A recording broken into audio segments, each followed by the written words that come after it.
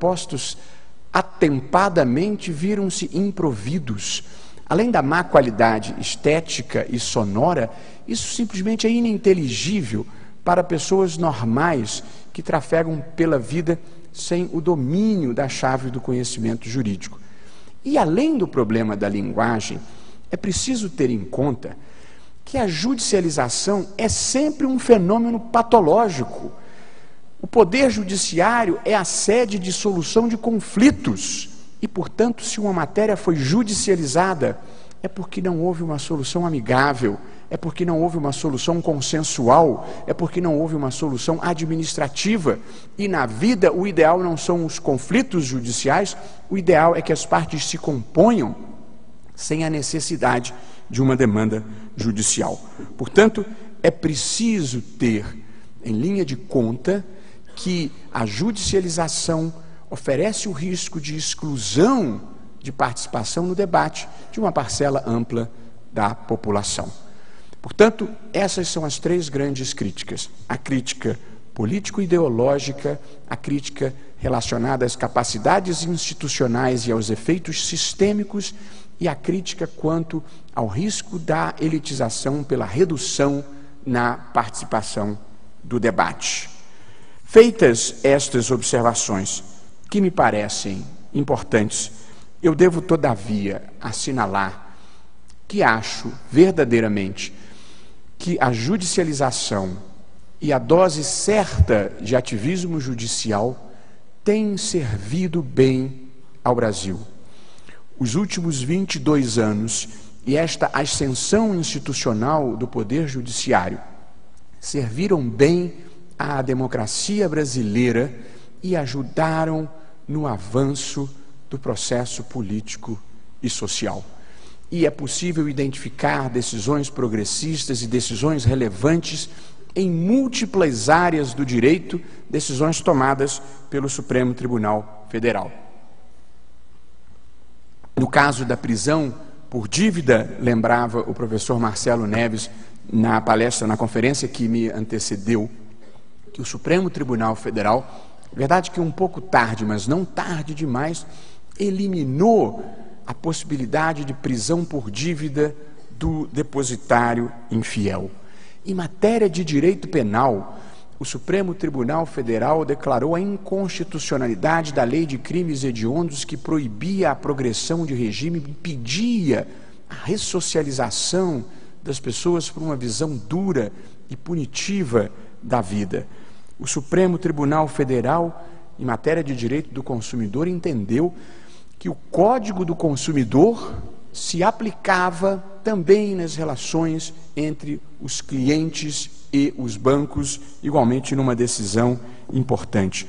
O Supremo assegurou os direitos das minorias, inclusive minorias vulneráveis, como são os indígenas, ao chancelar uma política de demarcação de terras indígenas.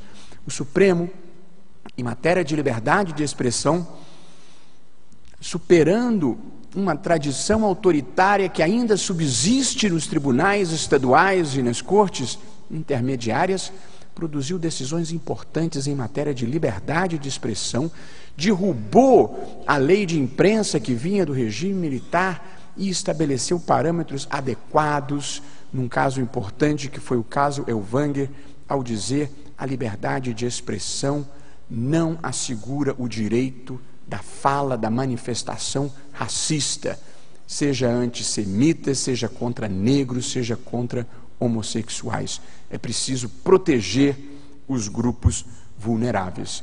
Eu selecionei apenas 5 exemplos, mas há inúmeros exemplos em que decisões do Supremo Tribunal Federal ajudaram a avançar o processo. Não é nem que eu concorde com todas, pelo contrário, tem ponto de vista divergente em muitas decisões do Supremo, mas é preciso reconhecer e fazer justiça que ele tem contribuído para o avanço do processo judicial e do processo social no Brasil. Eu, evidentemente, faço este comentário dizendo que o saldo é positivo, fazendo uma retrospectiva. Eu estou olhando para trás e, evidentemente, não posso garantir como isso será para frente. E nem vou arriscar nenhum prognóstico. Alguém já terá me ouvido dizer mas eu sou uma pessoa que não faz prognósticos, nem de julgamento, nem de resultado de futebol, nem de eleição, nem de coisa nenhuma. Sou uma pessoa que tem superstição e trauma nessa matéria, desde que, em 1978, ainda na faculdade, eu dirigia um jornal universitário e escrevi um artigo chamado Socialismo e Liberdade. E o artigo dizia assim: o mundo caminha inexoravelmente para o socialismo.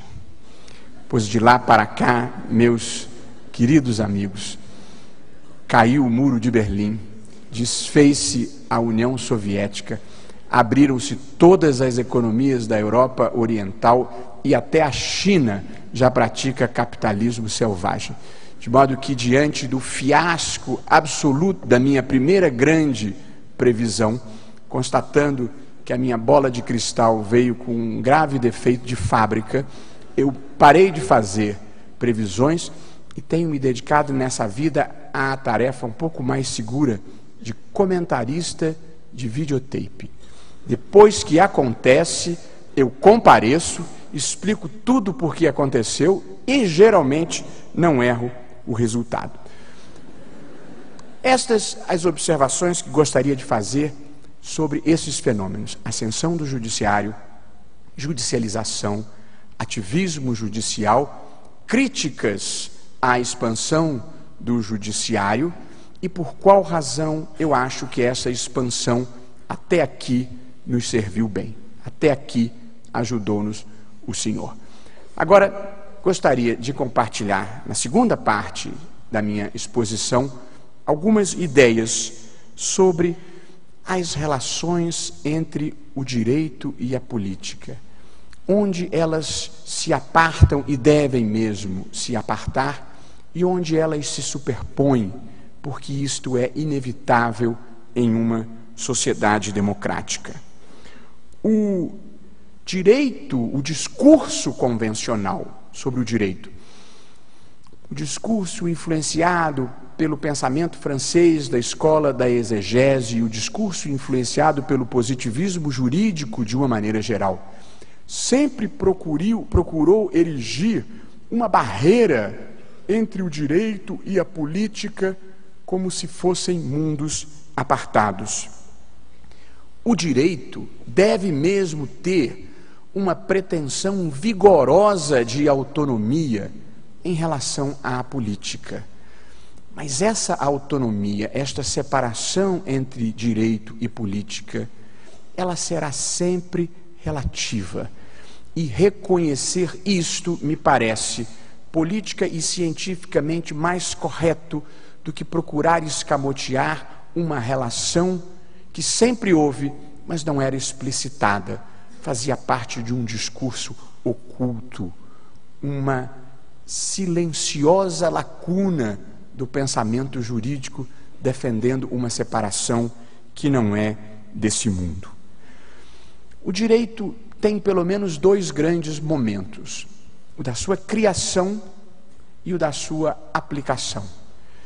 Pois no momento da criação do direito é impossível a pretensão de separá-lo da política.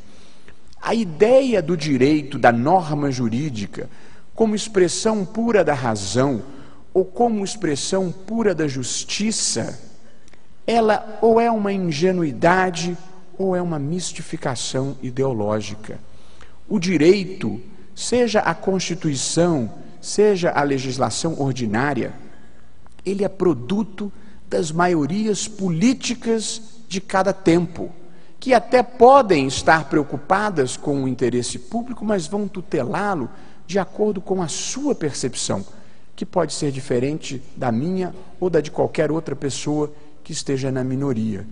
Portanto, o ato de criação do direito é sempre um ato político pelo qual a vontade da maioria transforma numa norma cogente aquilo que a ela parece bem, e todos deverão obedecer àquela norma. De modo que o direito é inexoravelmente político no momento da sua criação. Na interpretação e aplicação do direito é que é possível manter esta ideia e esta pretensão de autonomia do direito, o que é feito, como sabem, em primeiro lugar, pela estruturação de um sistema institucional em que o Poder Judiciário é dotado de independência e de garantias. De modo que as sociedades democráticas separam o judiciário da política, dando aos juízes e aos tribunais, aos juízes garantias de inamovibilidade, irredutibilidade de vencimentos, vitaliciedade, e aos tribunais autonomia administrativa e autonomia financeira para não dependerem dos outros poderes. E, portanto, esta independência do judiciário em relação à política é possível. O juiz, como regra geral, não depende dos políticos para exercer o seu ofício, nem para galgar posições dentro da sua carreira, com uma ou outra exceção. E, além disso, procura-se apartar o direito da política pela ideia de que o direito é um domínio científico que tem conceitos próprios, categorias próprias, princípios próprios, e, portanto, se a parte for ilegítima, por mais que o juiz queira conhecer daquela demanda, ele não pode, porque a ilegitimidade de parte é uma categoria cristalizada no direito e, como regra geral, não haverá dificuldade em se identificar quando ela ocorra. Ou, por exemplo, suponha-se que um juiz tivesse grande interesse político numa determinada punição de natureza penal, mas se tiver ocorrido a prescrição, ele não poderá seguir adiante naquele processo. De modo que, ao contrário da política, onde muitas vezes a vontade discricionária pura pode prevalecer, no direito não. O juiz deve fidelidade não apenas à norma, como também a certos conceitos, a certas categorias operacionais que dão especificidade ao direito. Porém, nem tudo na vida é pautado por essa racionalidade plena que essas ideias podem sugerir. Hoje em dia, aliás, cada vez mais diminui a crença numa cientificidade plena, numa racionalidade plena. As emoções, a ideologia, o inconsciente desempenham algum papel ao lado da razão na vida civilizada. Eu gosto de lembrar de uma história que aconteceu com um físico dinamarquês de nome Niels Bohr. Ele era um físico, trabalhava com física quântica, foi ganhador de um prêmio Nobel e, no entanto, na porta do seu gabinete de trabalho havia bem na entrada uma ferradura. E um dia alguém foi visitá-lo e perguntou a ele como ele, um expoente da ciência, do pensamento racional, como é que ele tinha uma ferradura para dar sorte na porta do gabinete de trabalho? Ao que o Niels Bohr respondeu: dizem que dá sorte mesmo para quem não acredita. Portanto, a vida não é movida apenas pelas categorias racionais. As pessoas se movem por crenças, as pessoas se movem por emoções, as pessoas se movem por impulsos conscientes que, por vezes, nem dominam, nem sabem exatamente de onde vêm. Mas o que eu gostaria de observar é que, mesmo o direito sendo um domínio científico, tendo conceitos, tendo categorias, tendo métodos de interpretação, elementos de interpretação, parâmetros hermenêuticos, ainda assim não é possível impedir a influência da política na interpretação jurídica. E quando eu falo política, eu não quero me referir à política partidária necessariamente. Quero me referir a qualquer fator extrajurídico que interfere com a decisão judicial. E quero, portanto, dizer que, independentemente da vontade de quem quer que seja, existe